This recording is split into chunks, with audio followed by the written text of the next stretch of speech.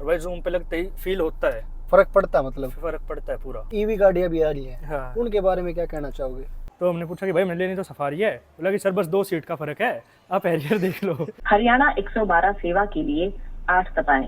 सभी कर चाहिए भोले बाबा को हटा दोगे मुंह के आगे से। अगर आप इतने पैसे डालते हो तो आपको भाई इतनी बड़ी गाड़ी तो कम से कम मिलनी ही चाहिए। इतनी बड़ी गाड़ी के हिसाब से भाई अगर इतनी माइलेज मिल रही है आपको तो भाई आप एक हिसाब से काफी लकी हो। जितना मैंने सुनी है तो भाई महिंद्रा की सर्विस धीरे धीरे इम्प्रूव होती जा रही है। बाकी भाई देखो क्या होता है। हेलो दोस्तों, स्वागत आप सबका आपके अपने YouTube channel review with Aryan पर। मैं हूं आप सबका होस्ट एंड दोस्त आर्यन। दोस्तों आज फ्रेम में आप सबके सामने खड़ी है महिंद्रा की स्कॉर्पियो एन एंड ये इसका वेरिएंट रहने वाला है दोस्तों Z8 सेलेक्ट वेरिएंट। दोस्तों जैसा कि आप सबको पता है महिंद्रा की स्कॉर्पियो एन के कुछ वेरिएंट काफ़ी ज़्यादा वैल्यू फॉर मनी है, जैसे कि आप इसका Z4 वेरिएंट ले सकते हो या फिर इसका Z8 सेलेक्ट वेरिएंट ले सकते हो। ये कुछ जाने माने वेरिएंट है और काफ़ी ज़्यादा वैल्यू फॉर मनी माने जाते हैं आज के टाइम पे। तो भाई वही वेरिएंट आप सबके लिए काफ़ी ज़्यादा value for money variant Z8 select आज आप सबके सामने।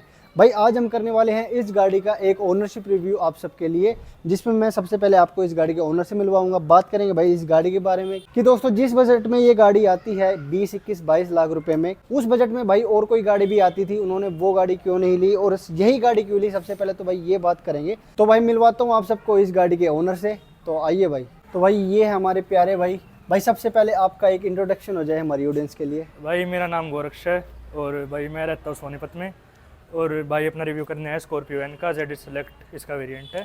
तो भाई ने अभी नई गाड़ी ली है स्कॉर्पियो एन। तो भाई सबसे पहले मैं आपको बताना चाहता हूँ कि भाई आज हम करेंगे आपकी गाड़ी का ओनरशिप रिव्यू। आपसे कुछ सवाल जवाब करूंगा मैं, गाड़ी से रिलेटेड ही रहने वाले हैं, वो ट्रू ऑनेस्ट रिव्यू होता है ना भाई, वही होने वाला है दोस्तों आज आप सबके लिए। तो भाई सबसे पहले मैं आपसे पूछना चाहता हूँ भाई ये गाड़ी आपने ली कब थी? भाई ये ली थी नए साल पे। नए साल पे।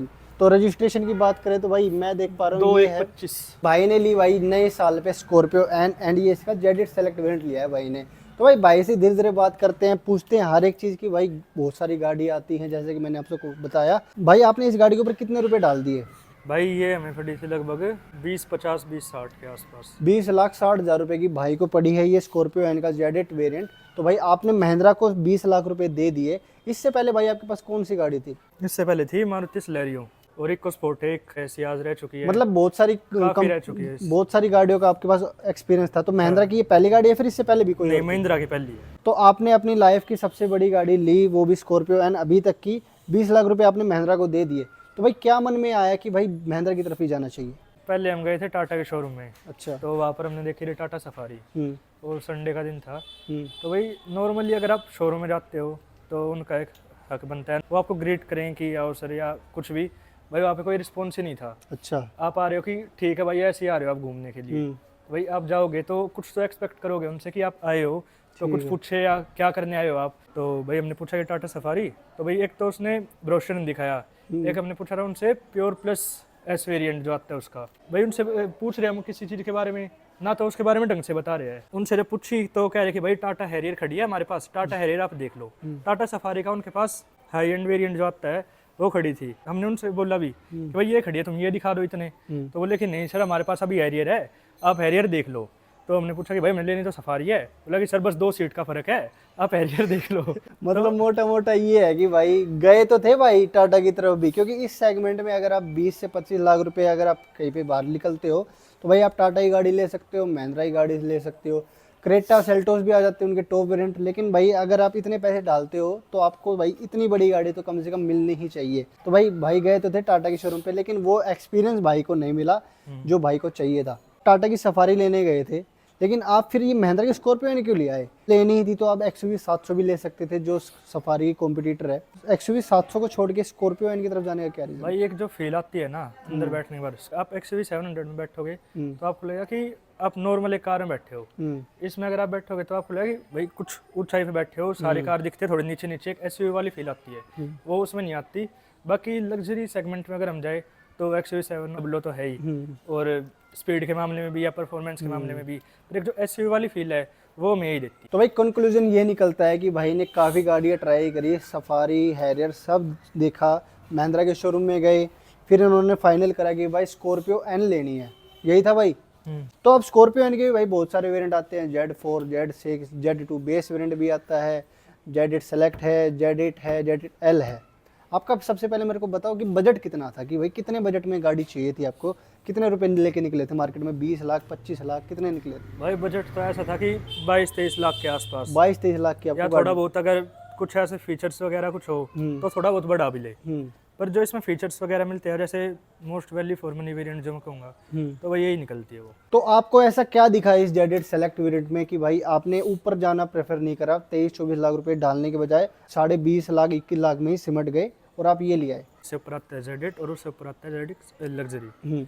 तो उसमें फीचर्स का क्या क्या फ़र्क है? बस एक तो यहाँ पे क्रोम गार्निश मिल जाती है डोर हैंडल्स में, हाँ, रिक्वेस्ट सेंसर भी आ जाता है, रिक्वेस्ट सेंसर, सामने से कोई फ़र्क नहीं है। अलॉयज हमें इसमें मिल जाते हैं, उसमें सेम है। एक ऑटो फोल्ड मिरर मिल जाता है उसमें, इसमें हमने कंपनी से लगवा लिया था। अच्छा, ये लगा था हमारा लगभग 17,000 के आसपास। मैं करके भी दिखा देता हूँ दोस्तों आपको। दोस्तों मैंने गाड़ी लॉक करी और ये ऑटो फोल्ड हो चुके हैं, अनलॉक करता हूँ तो ये फिर से इसके अनफोल्ड भी हो जाते हैं। तो जो ये फीचर है ना, ये जेड में आता है, जेड सेलेक्ट में आता नहीं है, तो इसके लिए भाई ने एक्स्ट्रा कॉस्टिंग देके, कितने लगे थे भाई? लगभग 17,000। 17,000 रुपये भाई ने दिए और ये हो चुके हैं ऑटो फोल्ड। बाकी फ्रंट से बताऊं तो इसमें पार्किंग सेंसर नहीं आते हैं, जेड में आ जाते हैं। और अपने एलॉय व्हील वगैरह तो सब आ जाते हैं, वाइपर वगैरह भी भाई बढ़िया आते हैं। इसमें रिक्वेस्ट सेंसर हमें नहीं मिलता है, जो जेड में मिल जाता है। पुश स्टार्ट बटन भी इसमें नहीं आता है। अब एक बार भाई चलते हैं गाड़ी के अंदर, अंदर चल के भाई से बात कर लेते हैं कि भाई अंदर इनको क्या क्या अच्छा लगा। दोस्तों आ गए हैं गाड़ी के इंटीरियर में एंड भाई एक बार आपको मैं दिखा देता हूँ इंटीरियर। भाई ये भी आपका इसमें लेदर रैप आ जाता है, सीट अपॉर्ट्स भी भाई पूरी लेदर वाली आ जाती हैं, तो कुछ भी है ना आपको इसमें छिड़वाने की जरूरत नहीं पड़ती बाहर से, इसलिए भाई ये काफ़ी ज़्यादा वैल्यू फॉर मनी वेरिएंट हो जाता है। इसमें आपको स्टीयरिंग कंट्रोल भी भाई प्रॉपर मिल जाते हैं, एयरबैग तो भाई इसमें आ ही जाते हैं भाई 6। सेफ्टी में भी भाई आप सबको पता है भाई 5 स्टार रेटेड गाड़ी ये है ही। तो भाई आपने ये चला दी है 2400 किलोमीटर, जैसे कि मैं मीटर में भी देख पा रहा हूँ। भाई सर्विस कितनी होगी इस गाड़ी की? भाई ये एक सर्विस हो चुकी। अच्छा, कब करवाई थी भाई? इसकी सर्विस कराई थी 800 किलोमीटर पे। और क्या कुछ एक्सपीरियंस था भाई पहली सर्विस का? भाई सर्विस थी बेकार है, पर ठीक थी, इतनी बेकार भी नहीं थी। हाँ, पर भाई एक बात बता, हाँ, तू सुबह जा 11 बजे, भाई वे दे रहे हैं 6 बजे, तो खुद बता भाई मजा आएगा। और पहली सर्विस पे कुछ ऐसा करते भी नहीं है, धोखे दी होगी। हाँ, और दोनों में इतना टाइम लगा दिया। दोनों में इतना टाइम लगा दिया। क्या सोचा है फिर 10 साल क्या हाल होगा आपका? भाई कुछ तो हाल होगा, बाकी देखेंगे ना, तो भाई कुछ तो करना ही पड़ेगा। बाकी जितना मैंने सुनी है तो भाई महिंद्रा की सर्विस धीरे धीरे इम्प्रूव होती जा रही है। बाकी भाई देखो क्या होता है। बाकी कोई और सर्विस सेंटर भी देख सकते हो, क्या पता इसी का ही खराब आया हो। बाकी सर्विस सेंटर का नाम तो भाई हम लेना नहीं चाहते, बाकी अगर आगे कभी जरूरत पड़ी तो भाई ले भी देंगे, शायद उस इम्प्रूव भी हो जाए।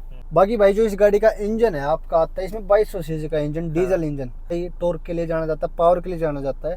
तो भाई कैसी कुछ पावर है इस गाड़ी की? भाई पावर एकदम मस्त है।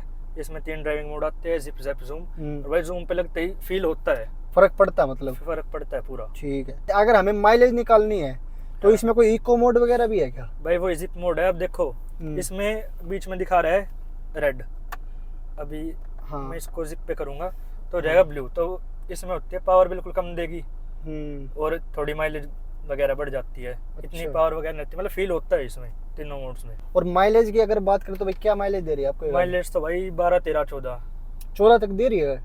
इसमें कितनी दिखा रही है? इसमें दिखा रहे 14.7। फिर तो भाई काफी प्यार से चलाते हो आप गाड़ी। ये रेंज दिखा रही है 467 किलोमीटर की, हाँ, और लगभग 60% इसमें है डीजल। हाँ, 60% लगभग। फिर तो भाई काफी अच्छी माइलेज आप निकाल रहे हो। इसके 60 लीटर का टैंक आता है, अभी भी 40 लीटर है, दे रही है, मतलब आपको ये 13-14 की तो दे रही है। इतनी बड़ी गाड़ी के हिसाब से भाई अगर इतनी माइलेज मिल रही है आपको तो भाई आप एक हिसाब से काफी लकी हो। बाकी भाई और बात करें भाई, इसमें आपको क्या क्या कुछ कमी भी लगी होगी भाई अभी तक?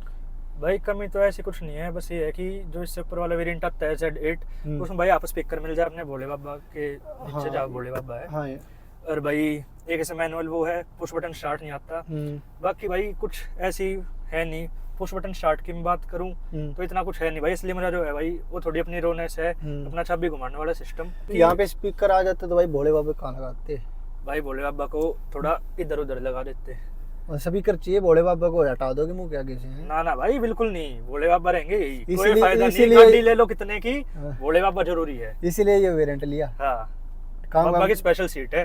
हाँ, देख पा रहे हो भाई। बाकी ठीक है, इसमें हिल डिसेंट कंट्रोल भी है, ट्रैक्शन कंट्रोल भी ऑन ऑफ कर सकते हो आप। एसओएस के लिए बटन है, कभी यूज करा भाई एसओएस? ना ना भाई, जरूरत नहीं पड़ी। क्या लगता है कि अभी हम दबाएंगे तो आएगा कोई इसका रिस्पांस वगैरह? भाई दबा के देख लो। लो भाई, दबाया है, एसओएस यहाँ पे दिखा रहा है। अभी भाई ये उठाएंगे तो कह देंगे भाई गलती से लग गया था। क्या लगता है आएगा भाई रिप्लाई? नमस्कार, हरियाणा 112 सेवा के लिए 8 दबाएं। 4 भाई यहाँ पे उल्टा काम कर रखा है यार उन्होंने, तो ये तो यार हमें लग रहा है ये महिंद्रा वाले के पास जाएगा फोन, ये तो यार पुलिस के पास जा रहा है। ये तो गलत काम कर रखा है इन्होंने। अब मान लो कुछ गाड़ी में दिक्कत आ जाए तो उसके लिए यहाँ पे कोई भी ऐसा कुछ बटन नहीं है ऐसा कि कुछ महिंद्रा बटन के नहीं पास चले जाए कोई। ऐसा कोई बटन नहीं है। वायरलेस चार्जिंग मिल जाती है। वायरलेस चार्जर भी यहाँ पे दे रखा है, चेक कर दो। ये भाई ने रखा फोन, चलेगा। ये चालू हो गया। तो ये कुछ फीचर भी इसमें दे रखे भाई, बढ़िया बढ़िया। तो ऐसी कुछ नीड लगी नहीं है आपको कि ऊपर पैसे देने चाहिए? ऐसे कोई नीड ही नहीं है भाई, बाकी फीचर सारे मिल जाते हैं काम काम के, और बाकी भाई फालतू फीचर्स चाहिए भी नहीं। बाकी भाई ये अपनी 7 सीटर गाड़ी है जैसे कि, हम्म। तो पीछे कैसा कुछ स्पेस है लास्ट वाली रो में? बैठे हो कभी? भाई एक बार बैठा हूँ मैं, मेरे हिसाब से ठीक है, एक बंदा आराम से बैठ सकता है। मेरी हाइट है 5'8", और मैं बैठ गया था आराम से। इमरजेंसी में मतलब बैठ के ट्रैवल कर सकते हो आप? भाई बिना इमरजेंसी के भी बैठ सकते हो। अच्छा। और मान लो हमें 5 बंदे को घूमने जाना है, डिग्गी में सारा सामान आ जाएगा 5 बंदों का? आराम से भाई। अगर जेड सेलेक्ट में सनरूफ नहीं आती हाँ तो भी आप ले लेते ये वेरिएंट? हाँ। जरूरत ही नहीं थी सनरूफ? सनरूफ के भाई इतने कुछ शौकीन नहीं है, क्योंकि इससे पहले भी इको स्पोर्ट थी, तो उसमें भी सनरूफ वाला वेरिएंट था, हमने लिया नहीं था। टाइटेनियम है हमारे पास, उससे ऊपर टाइटेनियम से टाइटेनियम प्लस है, उसमें आती सनरूफ, पर हमने ली नहीं सनरूफ। बाकी भाई इतनी बड़ी गाड़ी है, क्लच कैसा है इसका? लाइट है कि हार्ड है? क्लच भाई लाइट, मतलब इस कार के हिसाब से सही है। और गियर शिफ्टिंग कैसी कुछ है इसकी? गियर शिफ्टिंग भाई स्मूथ है? स्मूथ है। और इसमें बैक कैमरा आता है? हाँ बैक कैमरा आता है, और लगाना। भाई साथ में इसके क्वालिटी ठीक है?